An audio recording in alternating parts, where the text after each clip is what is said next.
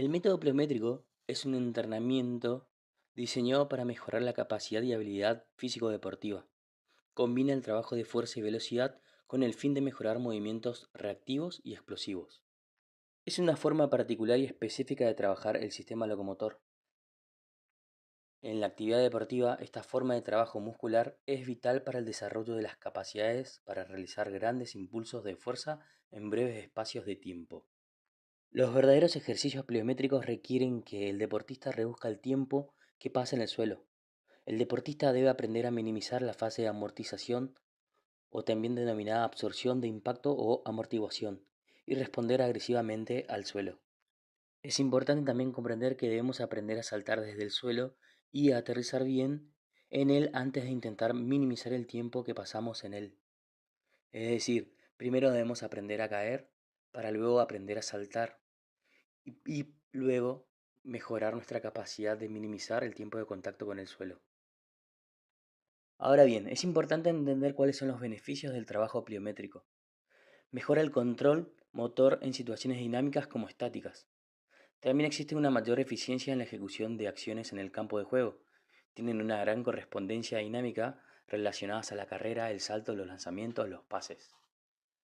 Mejora el reclutamiento neuromuscular, beneficiando así la coordinación intra e intermuscular. Mejora la propiocepción, el equilibrio y la estabilidad.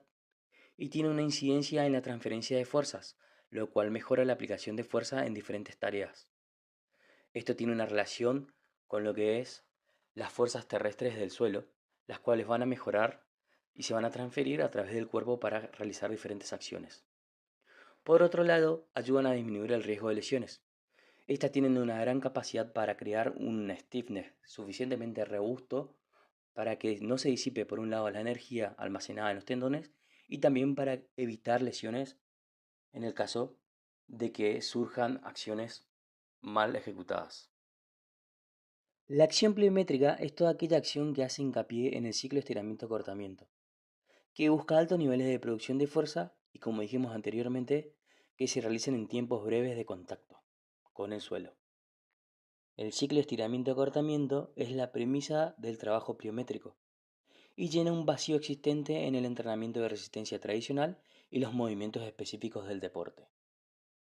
Es un mecanismo que se produce en el sistema músculo-tendinoso, entre el acoplamiento de una fase de contracción excéntrica y otra concéntrica. Por ejemplo, se podría decir que funciona como una tira de goma que se estira y luego se contrae e implica una combinación de acciones excéntricas, que es decir, alargan los músculos, y otra concéntrica, que es el acortamiento de los músculos. Y esta consta de tres fases. Una primera fase de preactivación, que es la fase excéntrica, y una segunda fase de activación, que es la amortiguación, y por último una tercera fase, que es la de contracción, que es en donde se encuentra la fase concéntrica. Para mejorar la acción de reflejo de estiramiento-acortamiento, es decir, el ciclo estiramiento-acortamiento, se debe primeramente realizar la fase excéntrica, en la cual se estira el primer motor, es decir, los músculos agonistas. Se realiza mucha fuerza excéntrica, en donde la energía potencial se almacena en los músculos y en el tejido conectivo.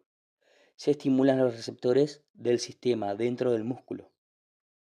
En consiguiente, la fase de amortización, es decir, en esta fase de transición entre la fase excéntrica y concéntricas, debe ser tan corta como sea posible para la acción se haga de forma efectiva.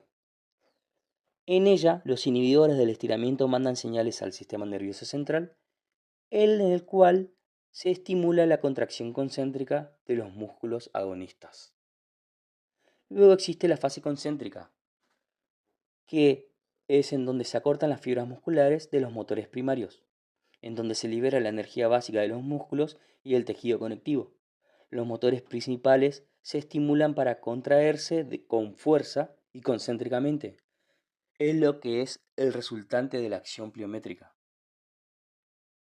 Me pareció relevante también hacer un apartado en esta parte del método pliométrico, hablar sobre las caídas, ya que éstas tienen una repercusión muy importante dentro del contexto del sexto. La pliometría tiene una gran influencia en el desarrollo protector de los tejidos.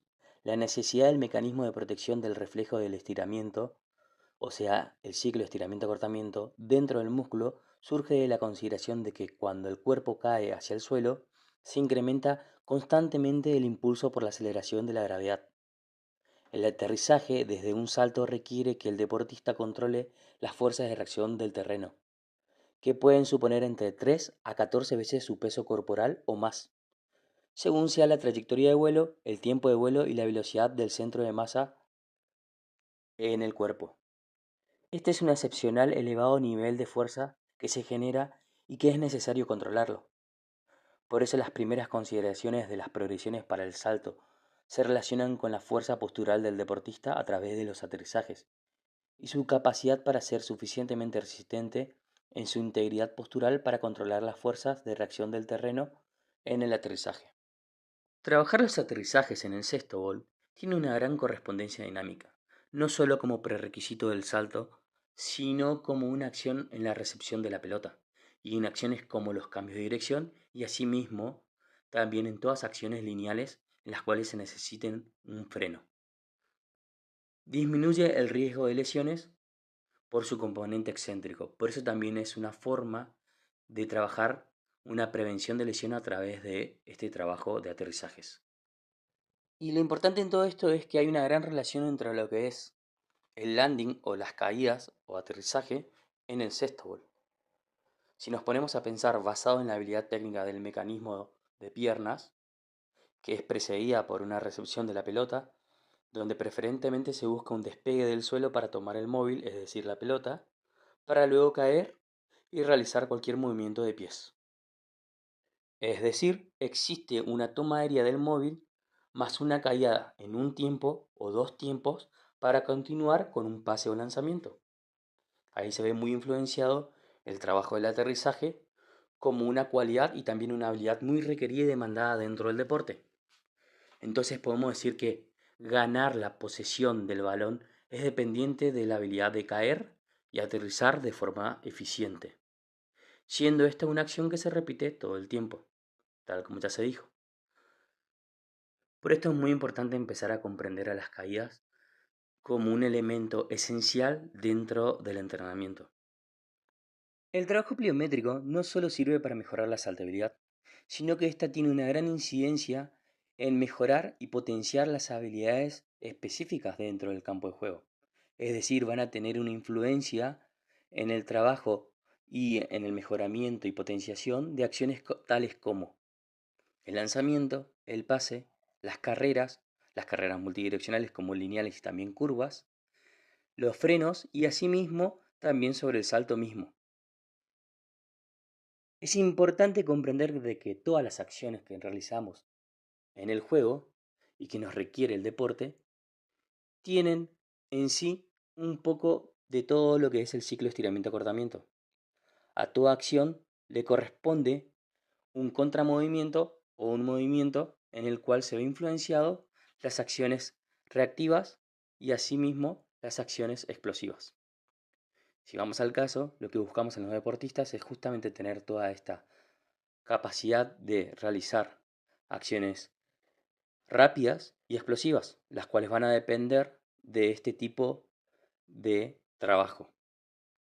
Por ejemplo, si el propósito es incrementar su capacidad para generar impulso, la velocidad del desarrollo de la fuerza, junto con el tiempo óptimo de contacto del pie, ayudará en actividades tales como la aceleración, en las que se necesita superar la inercia cuando el deportista tiene menos impulso y por tanto está en contacto con el suelo durante más tiempo. Ahora hay que llevar toda esta teoría a la práctica, es decir, cómo aplicarlo al método pliométrico dentro de nuestras sesiones de entrenamiento. Primero es importante entender de que el trabajo debe ir siempre de lo fácil a lo difícil y de lo simple a lo complejo. Los elementos esenciales de un programa pliométrico eficaz son que los ejercicios se enseñan de manera progresiva y que el progreso se base en la competencia de juego, es decir, con acciones relacionadas a aquellas que se realizan en el partido. Es un sistema de ejercicios que busca la elasticidad reactiva y no solo una serie de saltos, sino que busca un foco en lo que es el desarrollo de la fuerza rápida y explosiva y de forma reactiva que tenga una gran influencia dentro de las diferentes acciones del deporte. Por otra parte, es importante intentar empezar a dar un orden a este trabajo, es decir, progresar de una modalidad extensiva a una intensiva, lo cual es una herramienta para poder dividir los trabajos y tener un mejor orden y asimismo una progresión que sea adecuada a los deportistas. El trabajo extensivo busca mejorar el ritmo y la continuidad de los ejercicios, en el cual la búsqueda es una dosis suficiente para que el cuerpo pueda reconstruirse. Es decir, son todas aquellas acciones que tenemos por lo general, muchos movimientos de rebotes, que no necesariamente implican una gran altura, ni tampoco implican caídas o acciones en las cuales hay que saltar, por ejemplo, a una altura determinada. Esto tiene una gran influencia en lo que es la robustez de la estructura tendomuscular. Es el primer paso que hay que realizar para empezar a testear por un lado y monitorear de que los deportistas puedan tolerar estos impactos. Y asimismo es poder iniciarlos a los trabajos de impacto que tienen después un trabajo mucho más complejo orientado hacia lo que es la potencia. Ahí es donde entra el trabajo intensivo, que busca mejorar la potencia y producir fuerza y velocidad. El volumen de trabajo por lo general tiende a ser bajo y busca escapar de la fatiga. Y tiene una gran demanda neural. Por consiguiente, es importante realizar dosis pequeñas para poder mejorar la potenciación de las acciones explosivas. Podrán ver acá un cuadro en el cual el trabajo está orientado por un lado en una columna los trabajos extensivos que tienen un mayor volumen de trabajo, es decir, más repeticiones, tienden a ser de una intensidad baja con una menor demanda neural y asimismo tienen un menor estrés aplicado a nivel estructural, es decir, las articulaciones sufren un poco el impacto, pero no lo suficiente como para poder generar una fatiga alta que requiere una gran recuperación o estrategias de recuperación. Por otro lado, el trabajo intensivo tiende a tener un trabajo de menor volumen, es decir, menos repeticiones y quizás también no tantas series, la cual busca escapar de la fatiga, es decir, no genera tanta fatiga, pero sí tiene una gran intensidad alta ya que recluta mayores músculos y tiene una gran incidencia en todo el tren inferior, asimismo, si estamos haciendo un trabajo en el tren superior, todo el tren superior. ¿Qué quiere decir eso? Que se van reclutados mayores cantidades de estructuras y a su vez también tejidos, como por ejemplo hacer un salto de sentadilla o un drop jump, que es saltar de una altura y rebotar al tocar el suelo. Eso tiende a ser un trabajo mucho más intensivo que el de solamente estar saltando entre conos o por ejemplo saltar en una escalerita de coordinación. Este trabajo tiene una mayor demanda neural, como ya se lo dijo anteriormente. Estas son dos formas importantes en las cuales nosotros podemos aplicar el trabajo. Por ejemplo, el trabajo extensivo por lo general suele estar muy presente en lo que es la activación en la entrada en calor. Pero también puede haber un momento después de ese trabajo con una microdosis para hacer un trabajo intensivo, en el cual lo que se va a buscar es un mayor reclutamiento de las fibras musculares y que grandes grupos musculares se empiecen a despertar para poder realizar las siguientes acciones como ser aceleraciones, carreras y todo lo que es lanzamiento y pases y prácticamente el juego mismo, ¿no? El trabajo intensivo es algo que se podría repetir día de por medio, al igual que el trabajo intensivo, siempre respetando de que no hay que buscar la fatiga ni en uno ni en el otro. Por ahí a veces se entiende de que en el trabajo intensivo se puede buscar un poco de fatiga, pero eso va a depender mucho de la temporada en la que estemos. Puede ser una pretemporada, hacer un buen volumen de trabajo extensivo que nos va a permitir también crear una gran fatiga y una tolerancia a la fatiga y a los impactos. Pero hay que tener cuidado que si estamos en competencia no hay que abusar de ese trabajo de impacto y la fatiga, porque si no podemos generar una sobrecarga que va a repercutir en el rendimiento físico deportivo en los partidos.